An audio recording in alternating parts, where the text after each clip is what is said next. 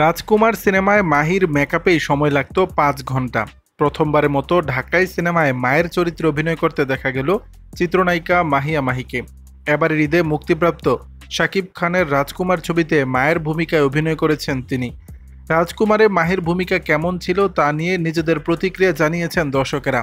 কেউ কেউ মাহিকে জওয়ান সিনেমায় শাহরুখের মা দীপিকা পাডুকোনের সঙ্গে তুলনা করেছেন।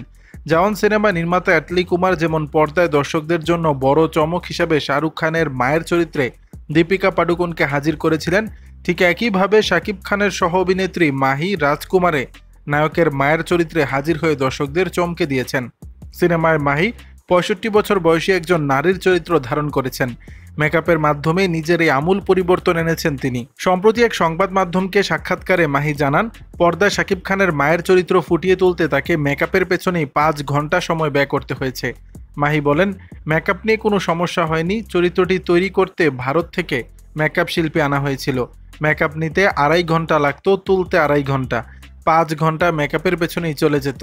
আমি মনে করি উপযুক্তভাবেই মেকআপ করা হয়েছে।